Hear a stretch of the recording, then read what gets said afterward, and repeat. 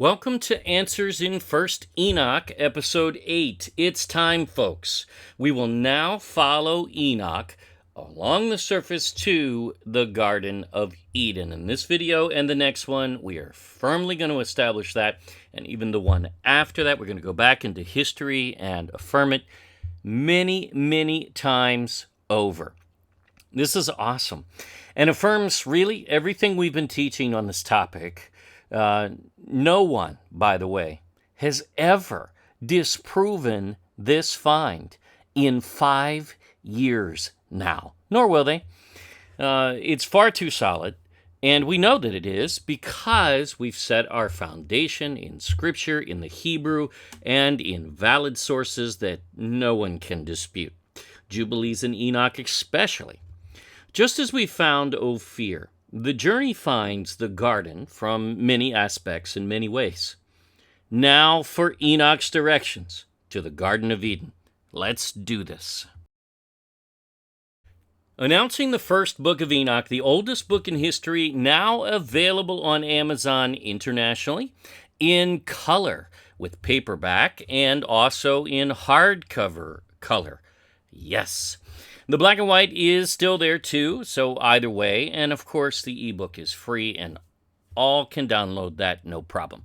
This took a while, but we finally got it through only for Amazon to then allow several negative reviews of, well, so-called verified purchasers of the book, well, before we even announced it, and before a single copy sold, nor was ever printed. Imagine that. Yeah, verified. That's called fraud. And our attorney will be pursuing Amazon for this, and the illiterate idiots who are doing this, because someone from inside is helping this illiterate blogger, you're gone down. The law is going to catch up with you. Reviews of another book, actually. In fact, as they even show the images in some cases, and it's not even our book. You gotta be kidding me. Now, we are trying to get them to fix this, but simply Amazon ignores, many things because they're so large. But in time, we'll get it straight. Simply ignore the reviews for now on that book, the color copy especially, because they're all illiterate. And, there's one that's illiterate every time he even tries to open his mouth or type on his keyboard.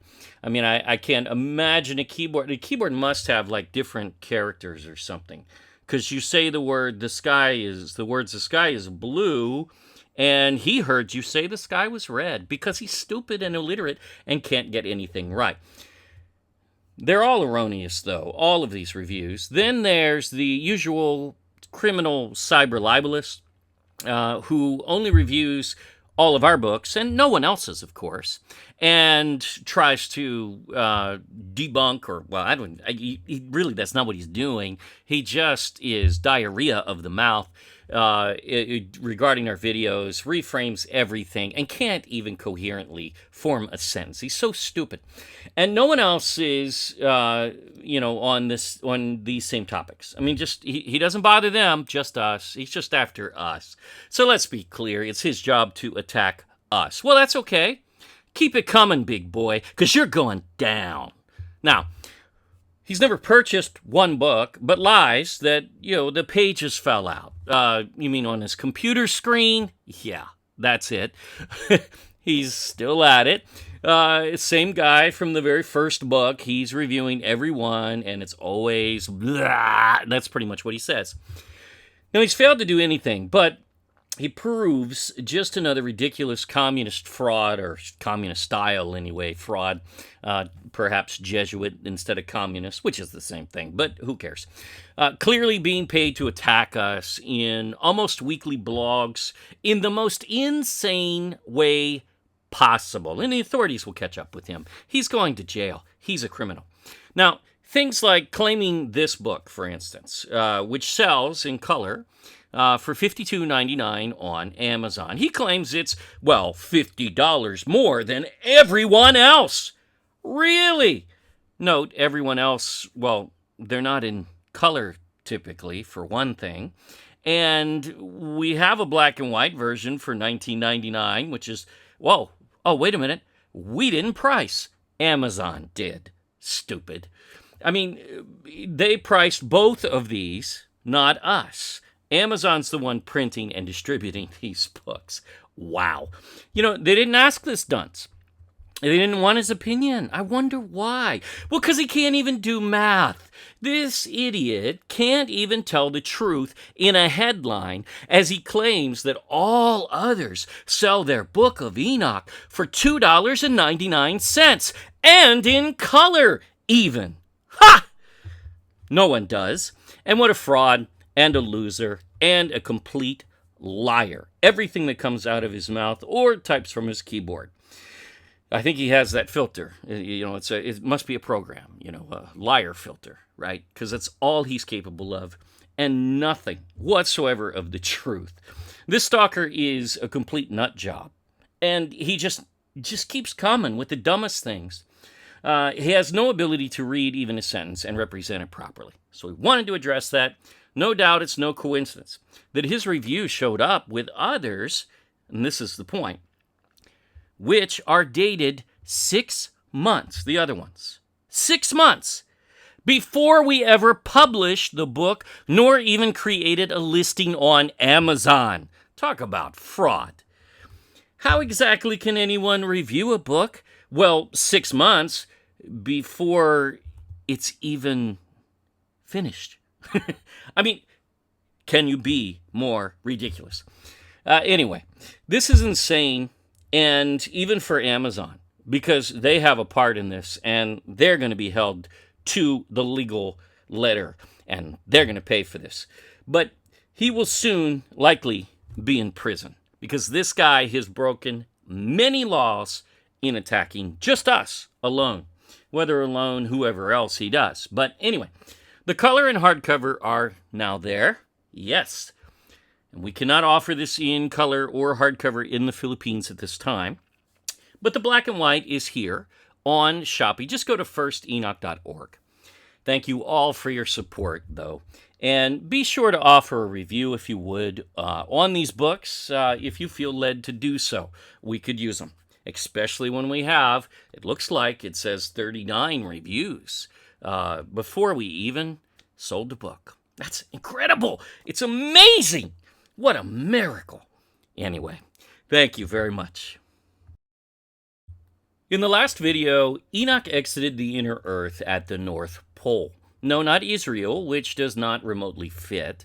There are some things we're going to still address on that coming soon, but we wanted to move this up and get to the Garden of Eden right away. It's just too exciting, and we can't hold back, so we're doing it. And let's go. Let's find the Garden of Eden yet again from yet another source that is very valid and proven to be inspired Scripture. Read the introduction if you have not. firstenoch.org. The eBook is free, so there's no excuse. Remember as well, Jubilees and Enoch are really on the same page as the whole of Scripture, really, on this topic. And we've proven this out again.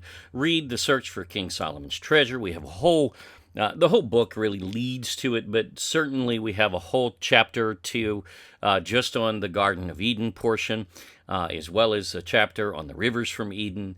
And, of course, the whole book finds the ancient land of gold, Ophir, which is the same as the land of the Garden of Eden.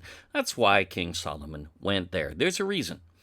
Now, there's no separating these two books, though, Jubilees and Enoch. And here we have the two oldest mappings of the world, well documented and indisputably so.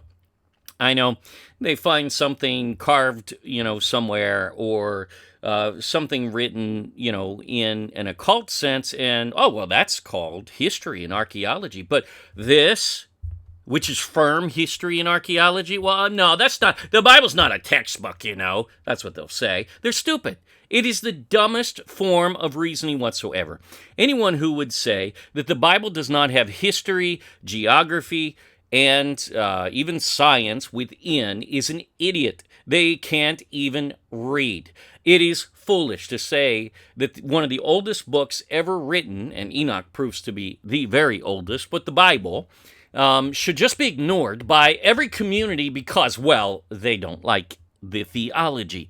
Yeah, right. They're just stupid. That's it. Those ignoring them, basically, it doesn't make them less documented, as, that's simply willing ignorance, that's all. The most ancient of maps, and indisputably so, overwhelming proof. No one will be able to disprove, and no one has, because we started with Jubilees 5 years ago. You can't argue with it. You just can't. Yeah, we have some try, but they fail every time, and they always will. Jubilees identifies 3 holy places on earth: Mount Zion in the North Pole. Yes, it does. Now, we're leaving there now. Keep this in your mind, because this is clearly the perspective here. He will now travel just as Jubilees to Mount Sinai. Okay, now, if anyone has an issue with the North Pole being where Mount Zion is, and you want to say it's in Israel, it's not, and we have already proven that out, but we're gonna do more on that. But before we get to it, we're going here. But if you have an issue with that, that's fine. Just insert Israel. Go ahead. Because then he'd be going from Israel down to Saudi Arabia. No big deal. It's fine. It doesn't actually change the directions. It would be wrong, but it doesn't change anything. So it's fine. But keep this in your mind. This is the perspective. So now he's going to go to Mount Sinai and then to the Garden of Eden, which also houses the Mount of the East. These are holy places. 3 in one sense and 4 in another, because 2, the Garden of Eden and the Mount of the East, are actually the same location. So that's why Noah said 3 and 4. He was right both times. But these are super critical in understanding this. So let's get to it. Open your book of 1st Enoch to chapter 28. We're skipping chapter 27, but we are coming back to it. Don't worry. We have a whole video coming on Armageddon, and we can't wait to do that one, but we're really anxious to get this part out. So, a short chapter here. Remember, Enoch wrote this and took this journey before the flood. And that's why he writes the way that he writes, because it was written then, not afterwards. Couldn't be. And we've dealt with that already. Verse 1, and thence I went towards the east, into the midst of the mountain range of the desert. So, a mountain range of the desert in the east, not the far east, really where the east begins, has to be because he's going to make a journey across the east to the far east. He'll end up there. So if you took these directions and you track them backwards after we're done, you will find they tie perfectly. This is exactly what Enoch meant. And I saw a wilderness, and it was solitary, full of trees and plants. Thus, wilderness, desert, with mountains, towards the east of the earth. Okay, now, and water gushed forth from above, rushing like a copious watercourse. Remember, this is before the flood. But remnants of this still found on this mountain. Just wait. Which flowed towards the northwest. It caused clouds and dew to ascend on every side. Now, you talk about foreshadowing here. Wow. I mean, this is a big, massive wow. What is this mountain? I mean, what desert could it possibly be? What's actually very obvious. What mountain in Scripture is known for clouds and dew ascending? There's one especially. When Yahuwah brought his presence down on Mount Sinai, which is in the desert of Saudia Arabia, where the east starts on earth. And what did Moses do there?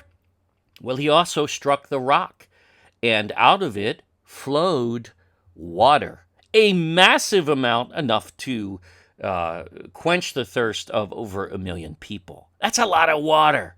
Where did that come from? See, this is already indisputably Mount Sinai. These are definitely foreshadowing references, if nothing else, which actually, physically, it probably did have a copious watercourse before the flood. I mean, Enoch says it did, for one thing, but this fits in every way. It is to the east, as the east of the earth really starts there. We'll look at it on a map in a second. Yes, we know someone will attempt to debate any one of these points, but try it, and you will be muted. Our channel, our rules. We're not making one side note here. This is a complete, comprehensive point. There's nothing to debate, nor would you have a point trying to pick one of these little teeny things apart. And that's all we ever get on this channel. That's the really funny thing. Together they affirm this, and Enoch will tell us this journey takes place along the Erythraean Sea, or what we know as the Indian Ocean. Well documented. So we know what part of the earth this must be, and there's no debating it.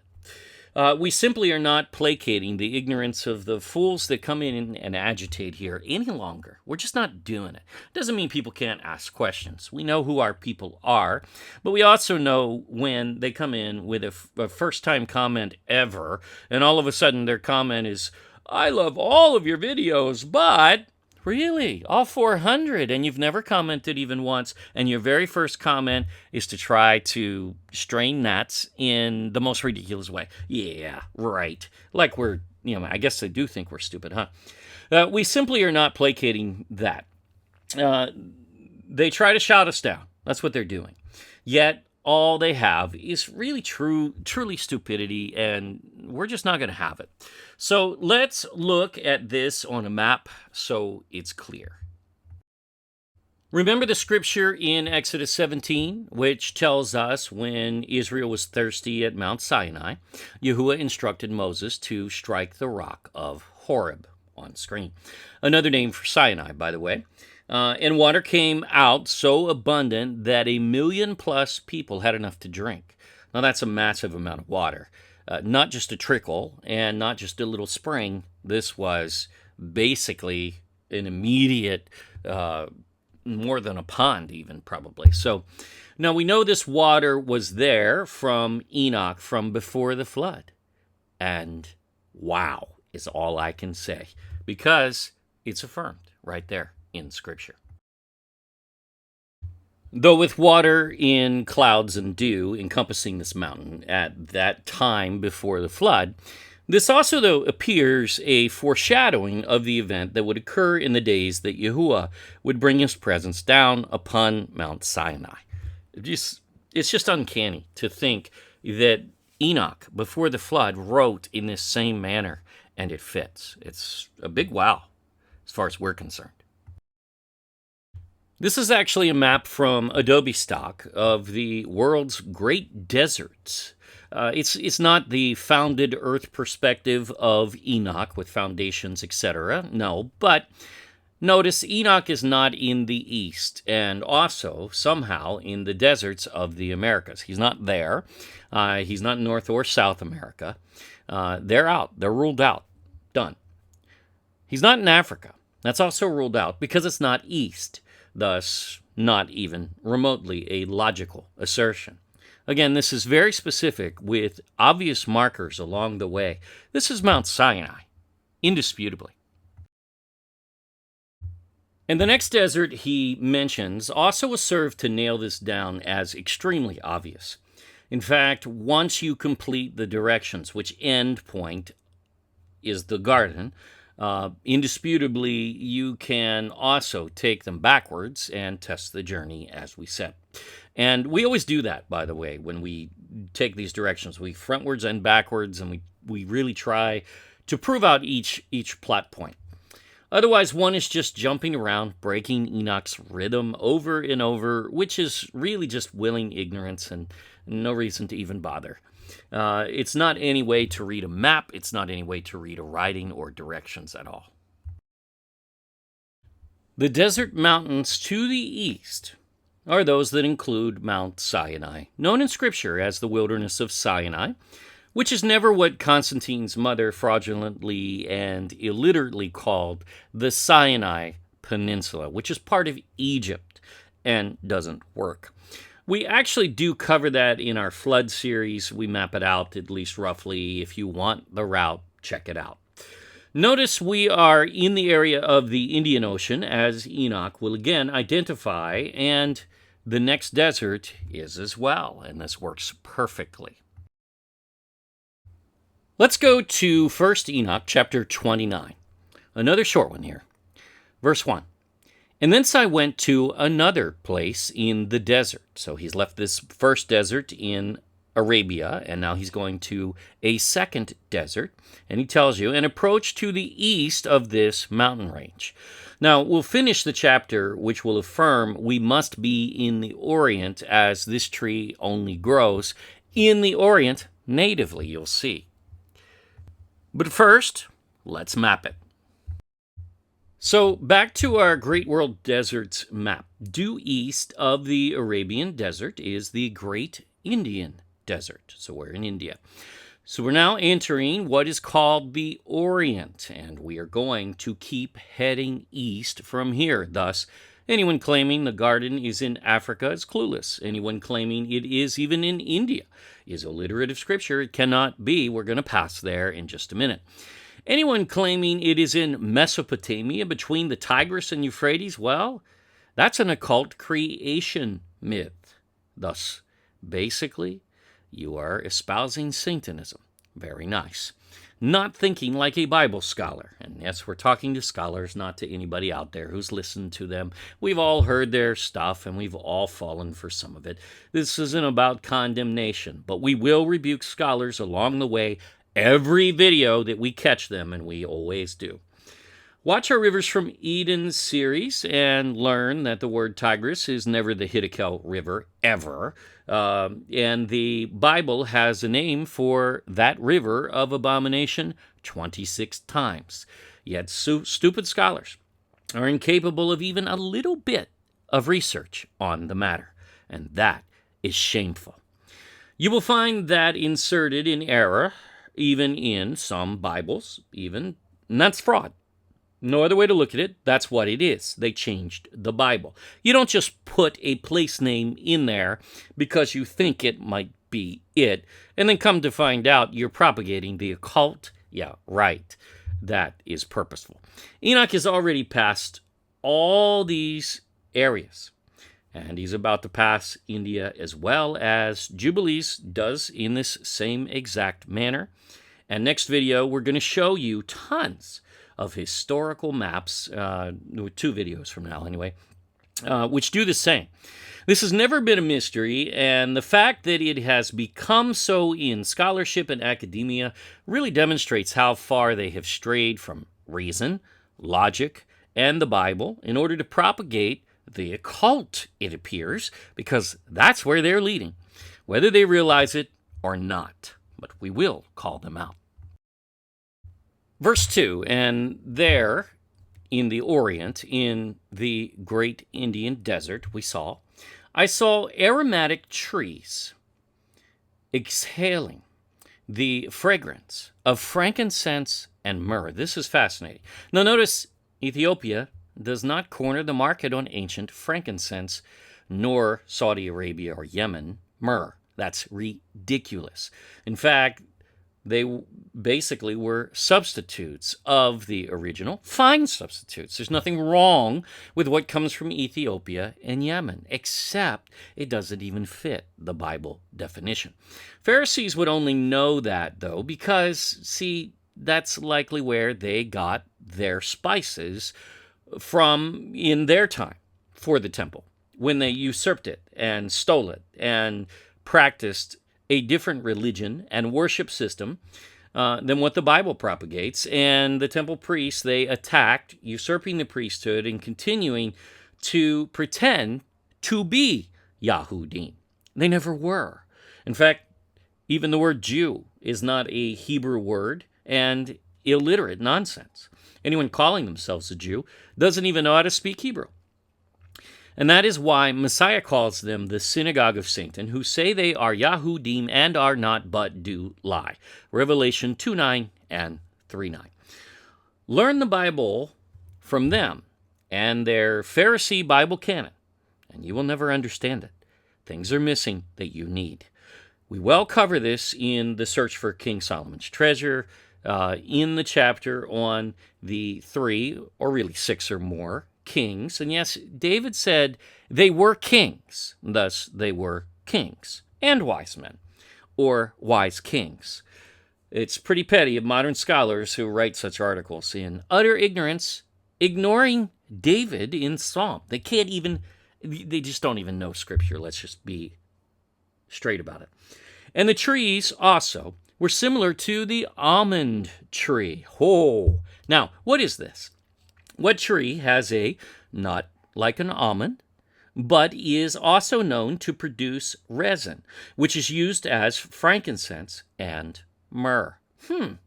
Well, it is a very specific tree from the Orient, and we're in the Orient, that does not even grow natively anywhere else on Earth. How about that?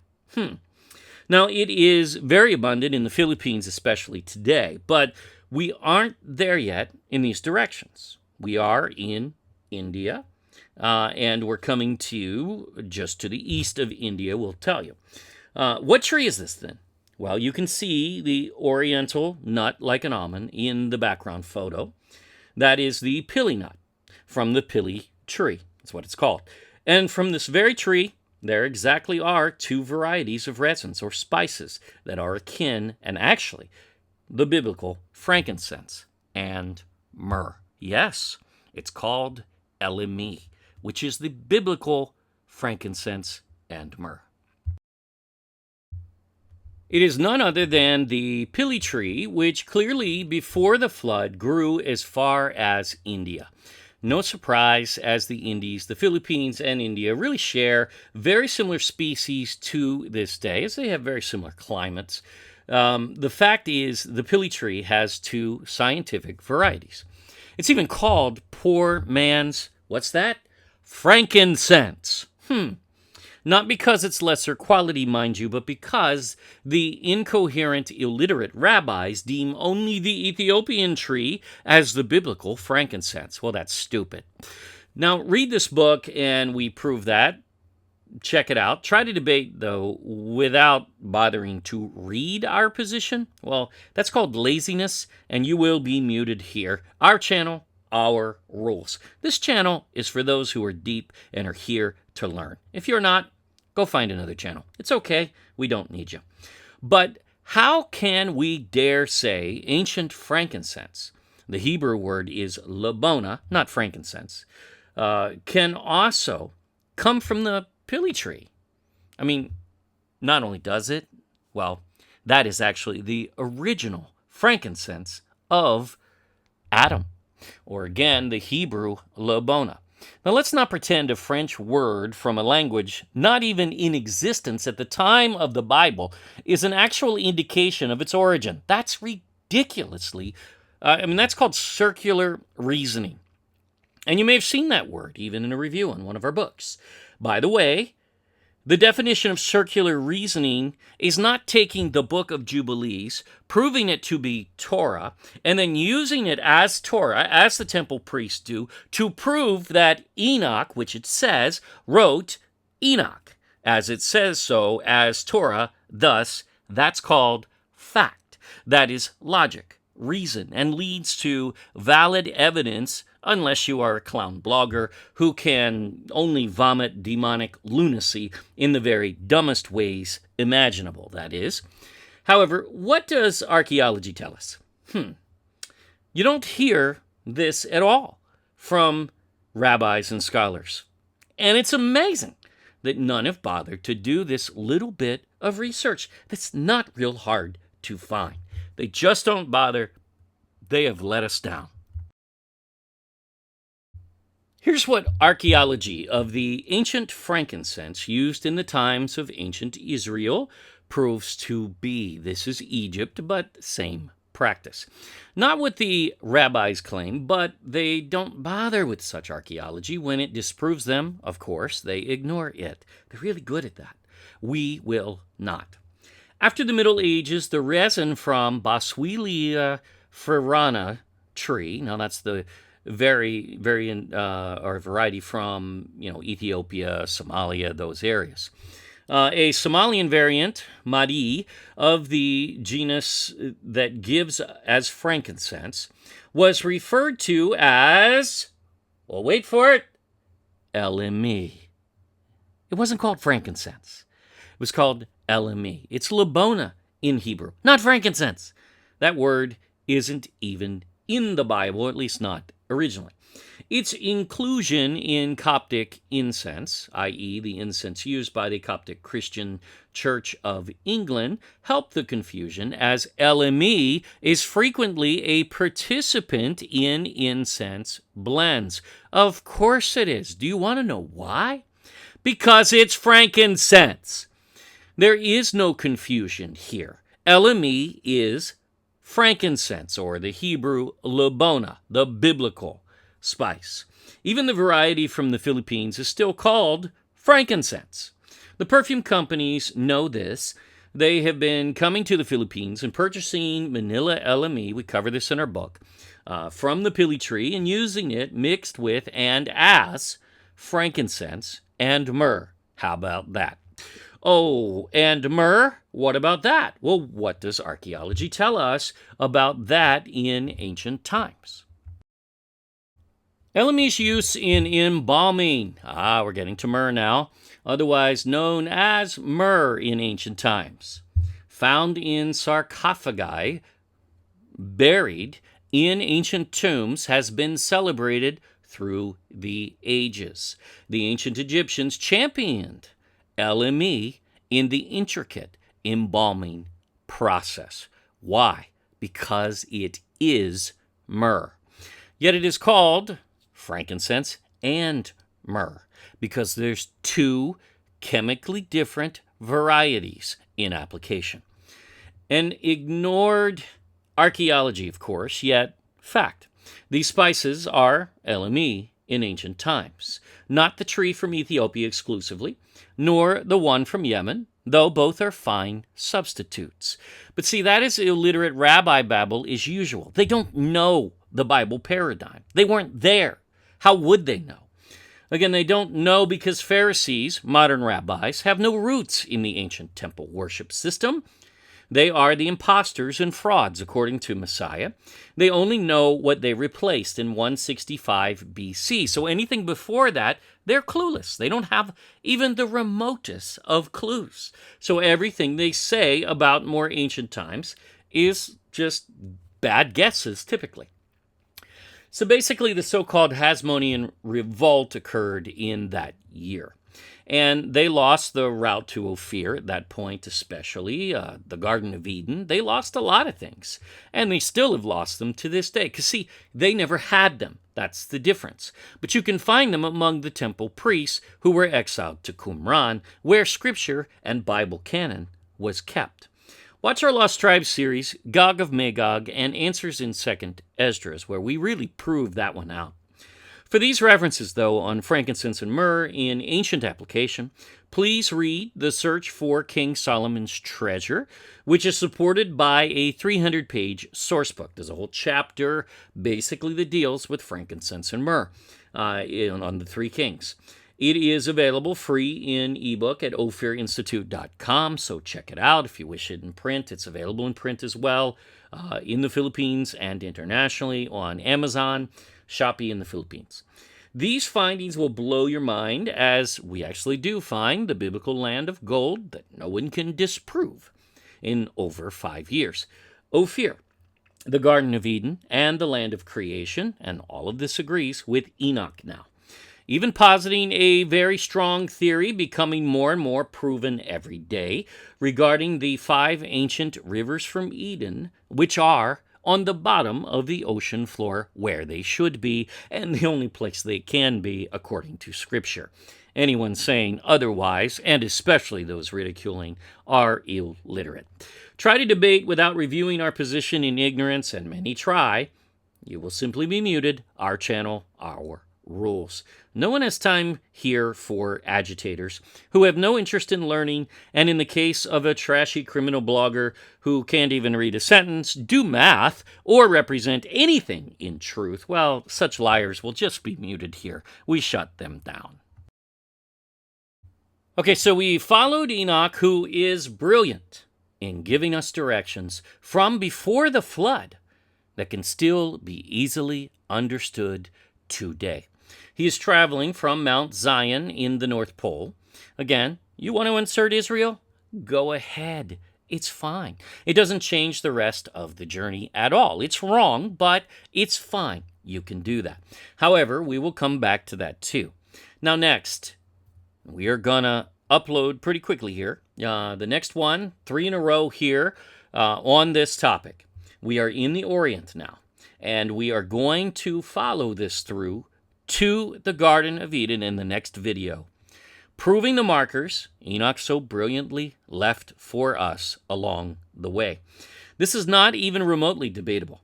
We hope this has opened everyone's understanding of the first book of Enoch, which proves to be an overwhelmingly significant writing, the oldest in history, and written by a guy far smarter than every scholar on earth put together to date. Yet, some love to listen to them and ignore Enoch, the dude who actually has the smarts and actually physically observed things they have not, nor will they. His actual written words, which they also try to say, oh, but he didn't write anything. Well, you're just stupid, that's all. We will not ignore Enoch. We have over 400 videos on this channel, one for every day of the year now, many just as profound, with some 50 or so in Tagalog for Filipinos and now 6 in Spanish to start. We also have been setting up subtitles for 20 plus languages for most of our videos, so check that out if you need. Don't forget to like and subscribe and click the bell for notifications of new uploads. Join our email list, as YouTube fails to notify often, and we will notify you ourselves at thegodculture.com. Just fill in the pop-up there. We have alternative platforms as well to YouTube for videos on Rumble, Odyssey, and Utreon. And our new podcast is also available for all of our videos as well. All links in the description box.